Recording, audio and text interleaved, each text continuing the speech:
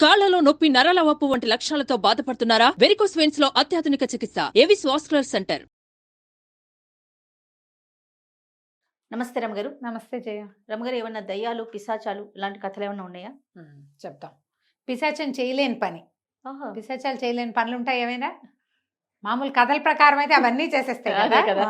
మనలాగా రూపం మార్చేసుకుంటాయి, పెద్ద దాంట్లో దూరిపోతాయి, చిన్న దాంట్లో దూరిపోతాయి, ఇష్టం వచ్చింది తినేస్తాయి, అవన్నీ వింటాం. ఇది అలాంటి కథ అనమాట. పూర్వం అంట ఓ పల్లెటూరులో శివుడు అని ఒక కుర్రాడు ఉండేవాడు. భలే అల్లరివాడు, మహాబద్ధకస్తుడు వాడు. అల్లరి అనగానే యాక్టివ్ అనుకుంటాం కదా, కానీ యాక్టివ్ కాదు, బాధకంగా ఉండేవాడు. వాడు ఏ పని పెద్దగా చేసేవాడు కాదు. కొంచెం పిల్లాడు పెద్దవాడేసరికి తండ్రి గతించాడట. తల్లి పాపం అక్కడ ఇక్కడ ఏదో ఆ పనులు ఈ పని చేసి బిండి పోషించేది. వాడు ఏ పనికి కొరగాడు. ఇప్పుడు ఏంటి, మనకి పిల్లలు స్కూల్కి పోతారు, ఏదో చదువుతారు, 10th క్లాస్ దాకా ఎటగొట ఈడుస్తారు. ఆ లోపల పిల్లాడు ఏదైనా పని చేయాలన్న ఊహ పేరెంట్స్కి ఉండదు.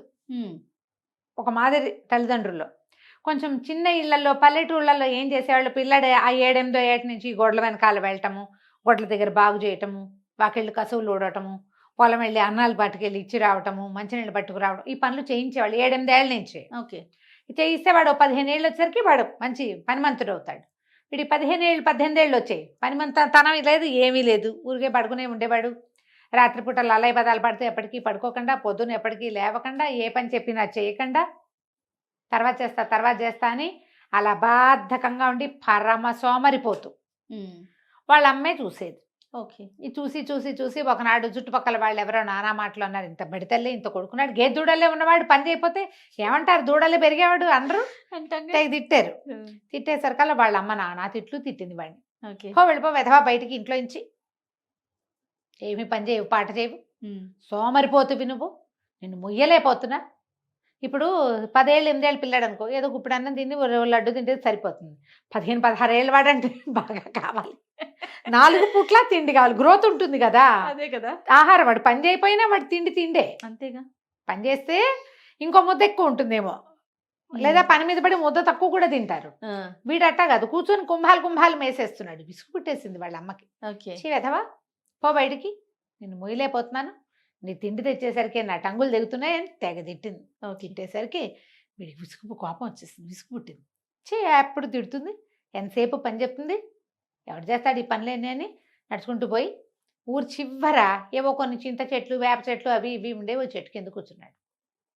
చెట్టు కింద కూర్చుని ఈ బతుకు ఎవడు బతుకుతాడు, ఓ పూలు వచ్చి మింగేసినా, పిశాచి వచ్చి మింగేసినా సరిపోతుంది, హాయిగా ఉంటుంది. వాడే అనుకున్నాడు ఓ పూలు వచ్చి మింగేయకూడదు నన్ను, లేదా పిశాచి వచ్చి మింగేయకూడదు, నాకు చావు వచ్చేస్తే హాయిగా ఉంటుంది, చచ్చిపోతే ఈ గోల ఉండదు, ఈ పని గోల ఎవడ పడతాడు. అనగానే ఒక చెట్టు సాటించి ఒక పిశాచం వచ్చింది. వచ్చేసా అంది. వచ్చేసానికి హడిలిపోయాడు. ఏమిటి, ఎక్కడి నుంచి వచ్చావు నువ్వు అన్నాడు. ఎక్కడి నుంచి రావటం ఏంటి, నువ్వెంత సోమరిపోతావో నాకు తెలుసు, నువ్వే కదా నన్ను పిశాచం మింగేయాలన్నావు, వచ్చేసా, అందుకే నువ్వు పిలిచావు కాబట్టి నేను వచ్చాను, నాకు సోమరిపోతులంటే ఎంత ఇష్టమో అంది. ఆనంగానే వీడు ఆశ్చర్యపోయాడు. కానీ నన్ను మింగద్దు నువ్వు అన్నాడు. మింగను, మన ఇద్దరం కలిసి ఒక పని తీసుకుందాము, 6 ఏళ్ళు నీకేం కావాలంటే అది నేను చేస్తా, 6 సంవత్సరాలు. ఓకే, తర్వాత 6 సంవత్సరాలు నాకేం కావాలంటే అది నువ్వు చెయ్యాలి. బాగుందిగా, మన ఇద్దరికి ఇది అనేసరికల్ వీడ ఆలోచించి 6 సంవత్సరాల్లో నందో రాజా భవిష్యత్తు, సరే అలాగేనన్నాడు. ఇద్దరు ఏం పందెం వేసుకున్నారు, నేను చేయలేని పని ఏదైనా నువ్వు చెబితే, పిశాచం చెప్పిందనమాట, ఏది అడిగినా చేస్తాను నేను, చెయ్యలేని పని చెప్తే నేను చేయలేకపోతే అప్పుడు నిన్ను వదిలిపెట్టి వెళ్ళిపోతా, మన ఇది ఉంది కదా, ఏమంటారు అగ్రిమెంట్ క్యాన్సిల్, నువ్వు నాకేం చేయక్కర్లా, నేను నిన్ను వదిలిపెట్టేస్తా, వదిలేస్తా. కానీ నువ్వు అన్ని పనులు నువ్వు అడిగినవన్నీ నేను చేస్తే తర్వాత 6 సంవత్సరాలు నేను అడిగింది నువ్వు చేయాలి.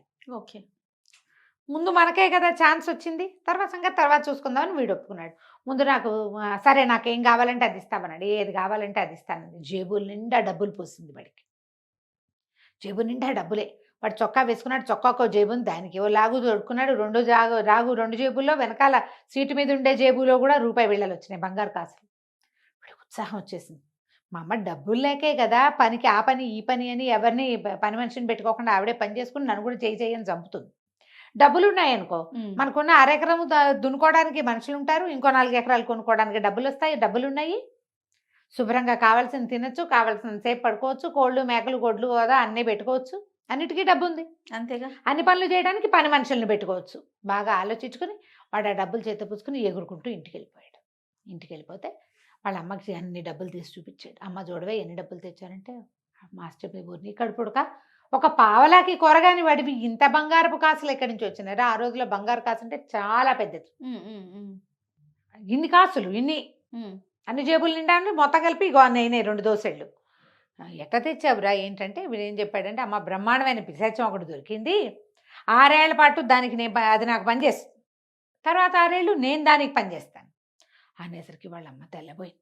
పిశాచాలతో అగ్రిమెంట్లు ఏమిట్రా నీ పిండాకుడు, పిచ్చి వెధవా, వద్దు మానేసెయ్యి, అసలు వద్దు, ఈ డబ్బులు వద్దు మనకి, నేను చేయనని చెప్పు, తెగతెంపులు చేసుకో దాంతో, ఇది మంచిది కాదురా, చంపేస్తుందిరా అది నేను, పైగా ఇంత తామరతంపరగా ఇంత డబ్బులు వచ్చి పడిపోతే చుట్టుపక్కల వాళ్ళంతా ఏమనుకుంటారు, అంతే కదా. ఏ చేతబడో చేశారంటే సస్తాను రా, వద్దురా వద్దురా అని ఎంత చెప్పినా వాడు వినలా.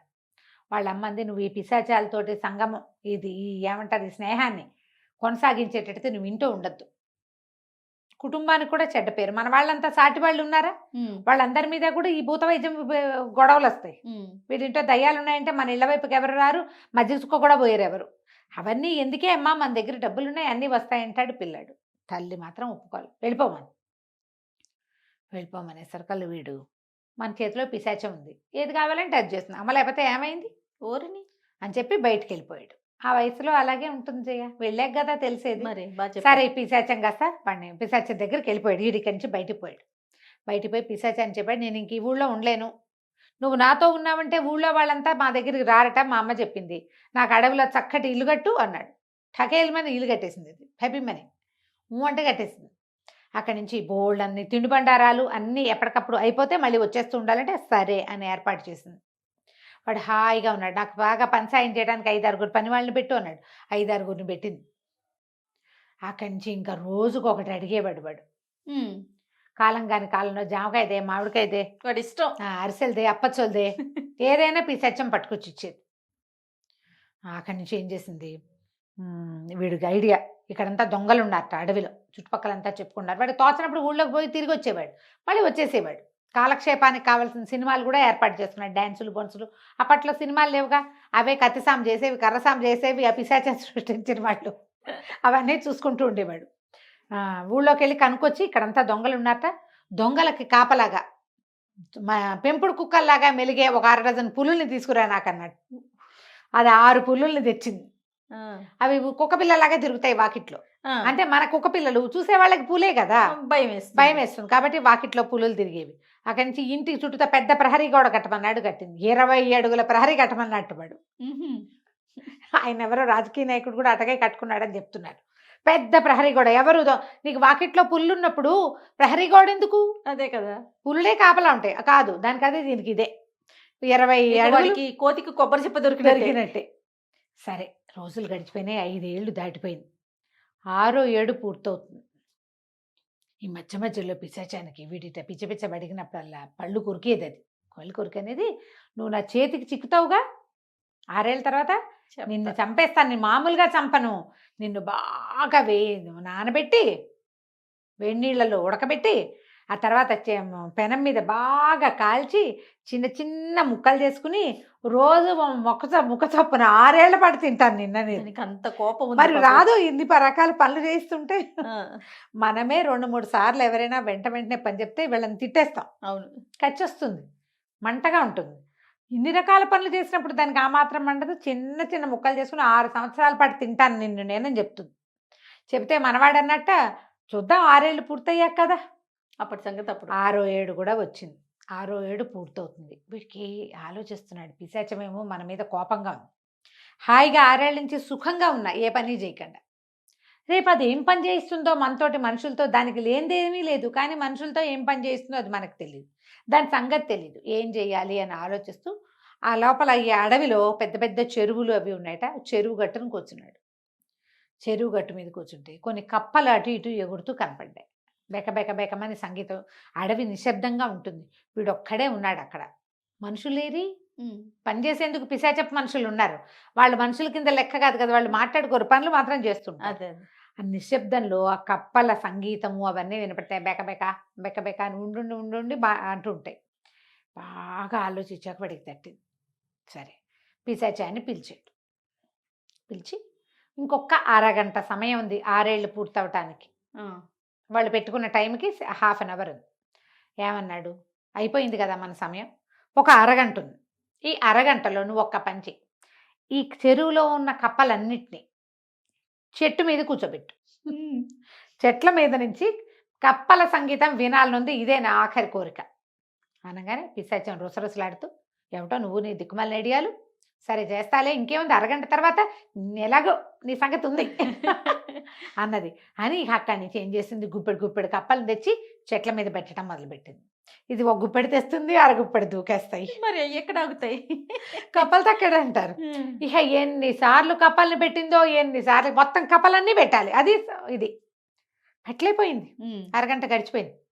గడిచిపోగానే ఆ కుర్రాడు అన్నాడు, శివుడు మరి మన సమయం ఏమో గడిచిపోయింది, నువ్వు కప్పలన్నింటినీ అక్కడ పెట్టి సంగీతం వినిపించే కచేరీ ఏమో నువ్వు చేయించలేకపోయావు అనగానే పిశాచమంది, నా వల్లగా అదిలే ఈ పని, ఇది మాత్రం నేను చేయలేకపోయాను, నీకు నాకు రామ్ రామ్ వెళ్ళిపోయి ఇంటికి.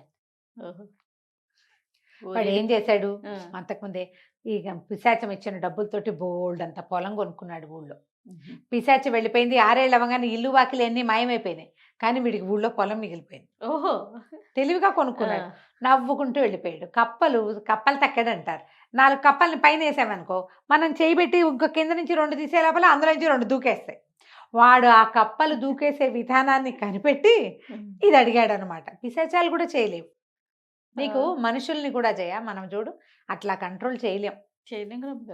పిల్లల్ని కంట్రోల్ చేయటం చాలా కష్టం. మనం చాలా తక్కువ చోట్ల పిల్లలు ఒకే సింక్రనైజ్డ్గా ఒకే పద్ధతిగా ఉండేది తక్కువ చూస్తాం. అవును కదా, అవునండి. అందుకే కప్పలు తక్కడి మేళం అంటారు. ఈ కప్పలు తక్కడితో పిశాచం బారి నుంచి వాడు తప్పించుకున్నాడు. పిశాచం చేయలేని పని ఏంటంటే అందరినీ ఒక లైన్లో పెట్టడం, కప్పల్ని లైన్లో పెట్టడం ఇంపాసిబుల్. అది కథ మంచి సరదా కథ. నమస్తే రమ్మగారు. నమస్తే. సుమన్ టీవీలో మీ పర్సనల్ అండ్ బిజినెస్ ప్రమోషన్స్ కోసం కింది నెంబర్కి కాంటాక్ట్ చేయండి.